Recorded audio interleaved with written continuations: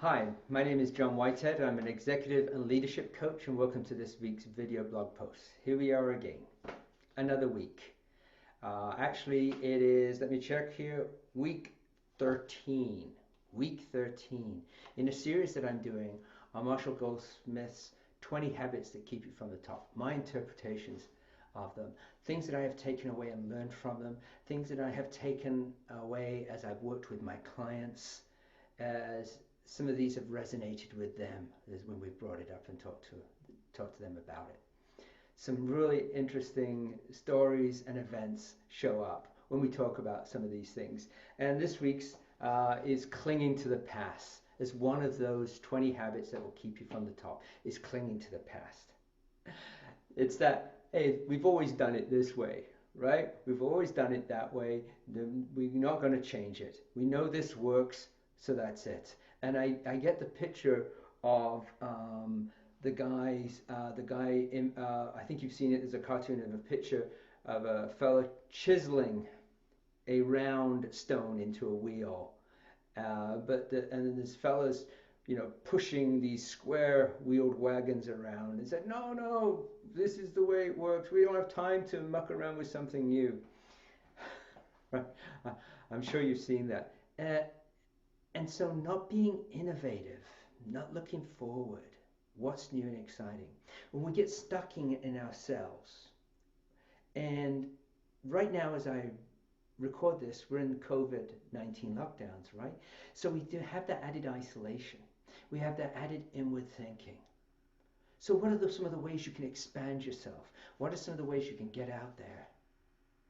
How do you get away from that clinging to that past? When I'm working with my clients, one of the things I talk to them about is feed forward versus feedback. It's not looking back. You can't change stuff looking back. Maybe sometimes looking back is good if you want to understand things, but the reality is we need to be looking forward. So how do we do that? Do we stretch ourselves? One way we can do that is ask people for their ideas and thoughts. That's what feed forward process is all about, is asking somebody, hey, here's something and I'm having a challenge with. Have you got any suggestions on how you can help me with that? Or can you think of any ways I can make a shift in that? That's feed forwarding, thinking forwarding. I'm working with somebody right now who is chairing a new initiative, a new organization with a brand new board, and the conversation is around, the person that I'm working with is saying, well, I'm not sure what we should be doing here. I don't know what direction we should be taking. And I asked her, is it all, do you have all the answers? Do you need to have all the answers? Right? You don't need to know everything to take a step forward. Sometimes you have to go forward without knowing everything. Without planning, well, if this happens, we'll go that way. If this happens, go that way. No, we don't always have to know that. And ask those people on your team, what do you think? What ideas do you have for this? It's stretching yourself.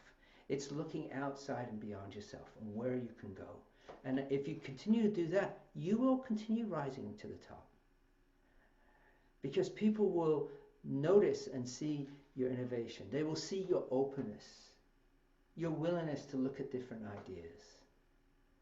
That you have this value of being open to new things.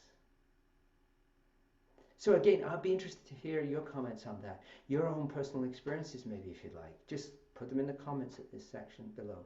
And if you sign up for my blog post, at the end of this blog, I'll have my website. If you go there, sign up for this blog post, I'll send you a copy of my book, What Are These Things Called Soft Skills? Thank you very much for watching this week, and we'll talk to you again next week.